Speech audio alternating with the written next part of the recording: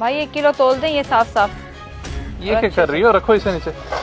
क्या हो गया है? चेक कर रही हूँ, अगर सही लगेगा तो लूंगी ना। ये क्या तरीका है चेक करने का? तुमने इजाजत ली है? इजाजत के बगैर ही चेक करने लग गई हो। एक मटर का दाना चेक करने के लिए भी इजाजत की जरूरत है? अरे भाईजान क्या हो गया है? चेक करने दे भाभी जी को, एक दाने से कोई मसला नहीं है। 1 मिनट भाई, मुझे बात करने दें।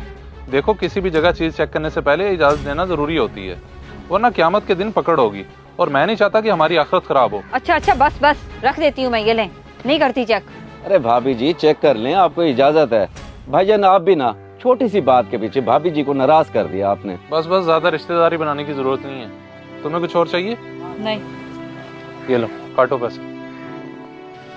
अरे भाईजान आप तो गुस्सा ही कर गए। ये आपका बकाया और ये आपकी सब्जी। और चल तू तो सब्जी को साफ साफ करके लगा, क्या देख रहे उधर?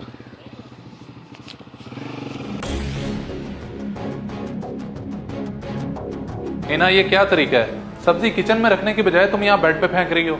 खैर तो है? भरी बाजार में मेरी इंसल्ट करने के बाद पूछ रहे हैं कि खैर तो है। आप ये बात आराम से भी तो कर सकते थे ना, जो लेक्चर देने की क्या जरूरत थी? बेवकूफों वाली बात मत करो। जो गलत था मैंने उसे गलत कहा है, और कुछ नहीं।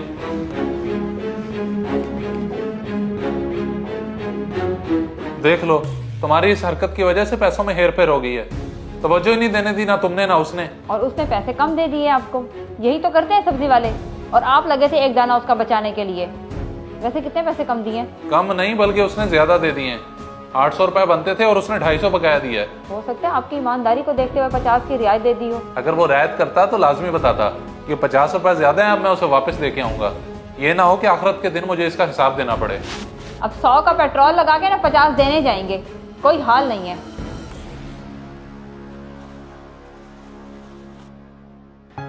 अरे भाईजान आप फिर आ गए, लगता है उस वक्त कोई चीज लेना भूल गए हैं। नहीं भाई, मैं कुछ नहीं भूला, बल्कि तुम ये 50 रुपए भूल के मुझे दे बैठे हो। मैं ये वापस करने आया हूँ, ये लो। क्या बड़ी हैरत की बात है, आप ये 50 रुपए वापस करने की खातिर दोबारा आ गए? साहब जी ऐसे 100-50 तो रोजाना कितने इधर उधर हो जाते हैं, मामूली सी बात है, आप अगले चक्कर पे आके दे देते। भाई मामूली सी बात तुम्हारे लिए होगी, मेरे लिए नहीं। तुमने देखा नहीं, मैंने तो अपनी बीवी को एक दाना तक नहीं उठाने दिया। ये तो फिर बहुत बड़ी बात है। अगर ये 50 रुपए देने से पहले मैं फौत हो जाता तो ये मेरे लिए अजाब का बाइस बनता। इसलिए तुम रखो।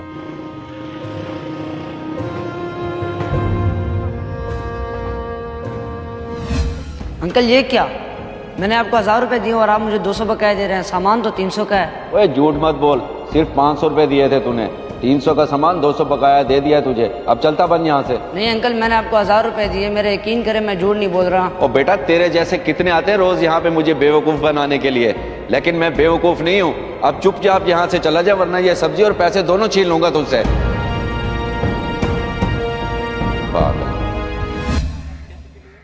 क्या हो गया उस्ताद, किन ख्यालों में गुम हो? नहीं, अच्छा ये बता, वो जो बच्चा सुबह आया था जो कह रहा था कि मैंने 1000 रुपए दिया, वो उसका घर पता है तुझे? जी उस्ताद मुझे पता है उसके घर का, मगर आप अब क्यों पूछ रहे हैं? मुझे लगता है कि वो बच्चा सच कह रहा था और मैंने झूठ समझकर उसे भगा दिया, क्योंकि मैंने बाद में देखे गले में 1000 रुपया था। जी उस्ताद मुझे भी उसकी बात सच लग रही थी। गली नंबर 4 में तीसरा घर है उसका। अच्छा, गली नंबर 4 में घर है उसका।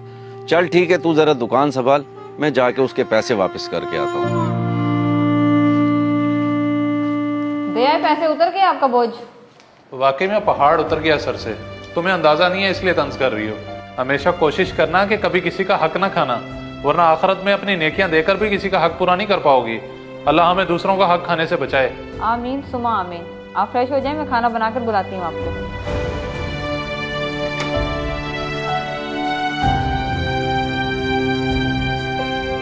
इस वीडियो को लाजमी शेयर करें, हो सकता है आपकी वजह से कोई राह रास्त पे आ जाए।